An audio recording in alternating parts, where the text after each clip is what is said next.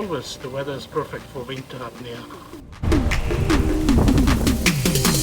I was walking by the ocean, feeling all emotion when she came right up next. Hello and welcome to the second part of this water-based Hero 9 tests and review. In this part we will cover a kind of workaround for the lousy touchscreen. This will allow you also to operate the camera when you use the housing. We will check out sound quality, do a short test on voice control, do some stabilization and lens angle comparison tests, and try out the housing and the underwater usage in different ways. If you did not already watch part 1 of this review, please consider to do it first.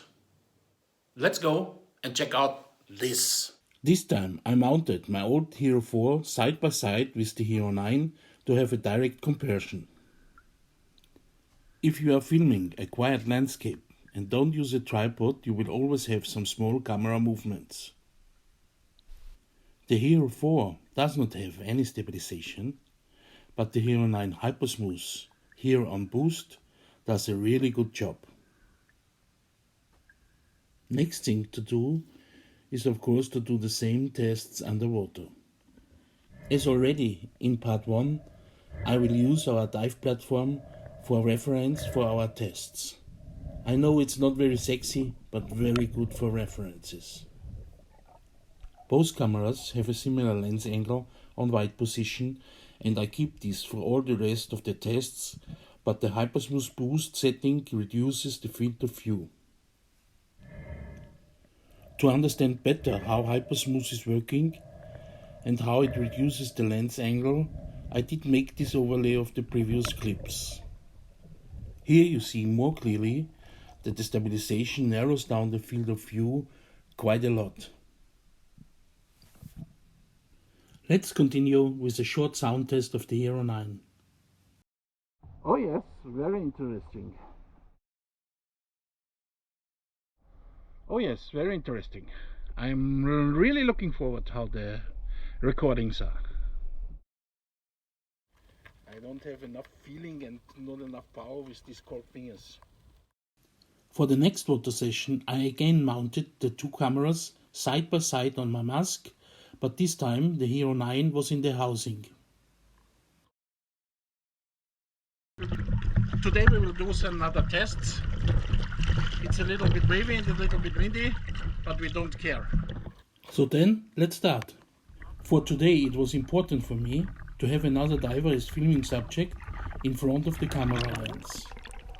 This gives me a real size impression and how close or far I have to be with the camera. It is also clearly to see that in the moment the camera is submerged, you lose about 25% of the field of view due to the underwater physics. This could only be corrected with a dome port. Another reduction, as I stated already, is done by the Hypersmooth Stabilization, which does really a perfect job here. By the way, big thank you to Hans, who was a perfect model for this shooting. I also wanted to know how good filming yourself works. So I mounted the GoPros on a long selfie stick and voila, not so bad. Hey, you are still watching? Then please leave a like and subscribe to my channel for further videos. If you use your GoPro, even with the housing, and you are on a boat, snorkeling on the water or doing something, and you drop it, it immediately will fall to the ground. So I strongly recommend one of the floating handles. So you can buy one directly from GoPro or from a third-party company. GoPro start.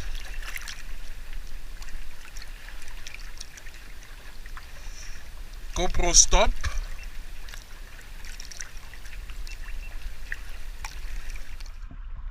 GoPro stop. If you are a diver, you can use different types of filters for color correction underwater.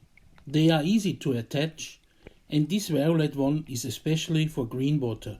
These filters don't work directly on the surface, they all need a certain depth to be perfectly working. So I dive down one more time to the platform, and there I remove the filter to see the differences. On the original recording you can see easily that the filter is doing a good color correction, but also that the automatic white balance is doing a good correction too. Last but not least is the workaround for the lousy touchscreen. For this we leave the water to follow the steps more easily. The power on button is also, when powered on, a mode button.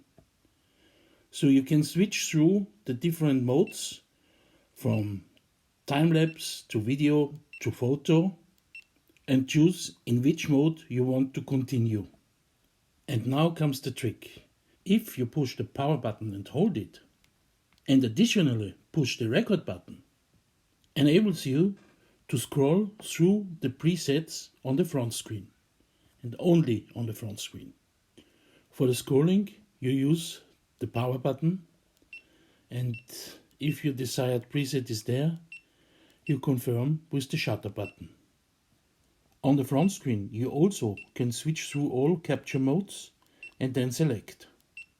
For this kind of workaround you have to create first all your desired presets. Unfortunately, GoPro removed recently the possibility to do all Pro Tune settings comfortable via app on your mobile.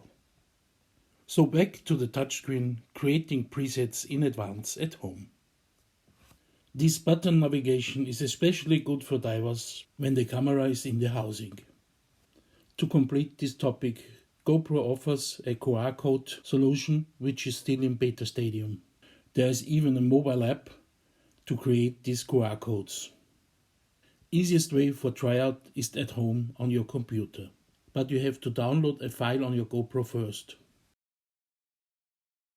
I will do further tests to deepen my knowledge on this small little camera and will publish the videos here on YouTube. If I really like a camera, I always buy a second one to be able to make a shot and the counter shot. But for the moment I will not buy a second Hero 9 because there are too many issues with this camera. To state it in a last sentence, many of the things the Hero 9 can do are handled in a very satisfying and good way. But the problem with the power on button, the problem with the touchscreen, and removing the controlling of the Pro Tune settings out of the app are so annoying for me that I'm not really happy with it.